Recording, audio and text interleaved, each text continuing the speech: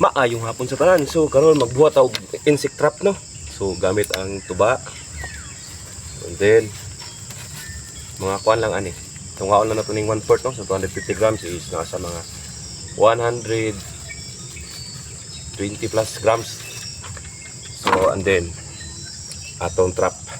So kuan bangagan lang nato sa ito nga pikas-pikas kay para dira mosulod ang mga insekto.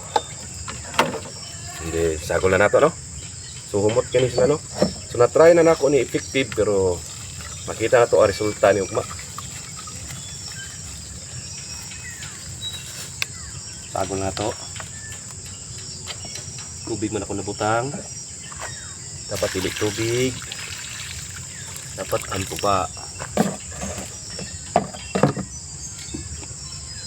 Humot kayo. Unang gining mananap.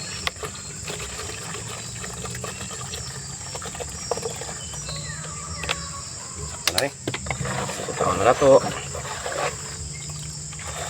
Attractive na sa mga insekto.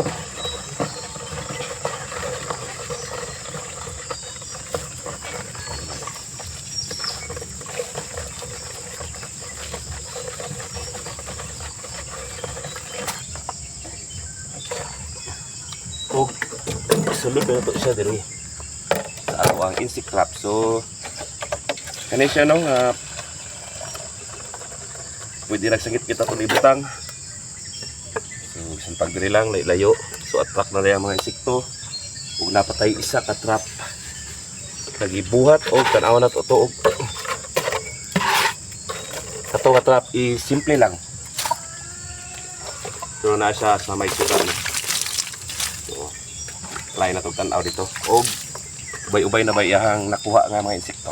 Tara. Butangan no is layo. Na diri sa taas nga bahin. Sa kaduhang dana. O ang ibutangan is tubig lang o turin. So nahubas-hubas no. Kay mga 1 week na ni. So inaana kadaghan no. Namilit pa sa kilid. So klase-klase no. Na adri ang mga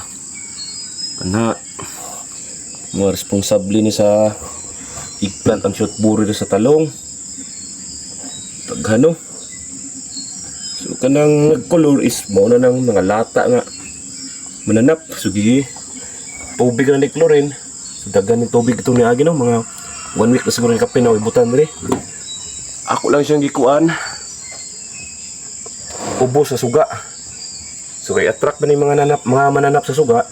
So at least di man nato 100% na makuha tanan insekto, pero halos tanan klase nga insekto no naa dire makita ninyo.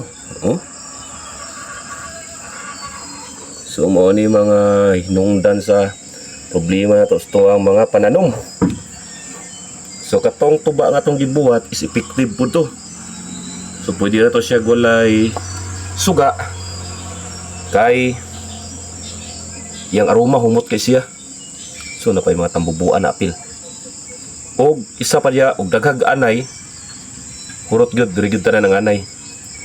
So daghan na kay silaw. Tara. So pinaka-effective, pinaka-barato nga insect trap. Tubig lang og chlorine. Tapos kung naamoy suga, kuan lang sa tungod sa suga. So, ibo no? Epektibo bot ang atuang tuba o ang atuang tubig. Pangit-ngit na pod. So, manganhin na po ni mga mananap diri karon. So, nanapunay makuha nga mananap. So, maayo lang to. Mao lang to, mayong adlaw sa kanan. Ayong hapon.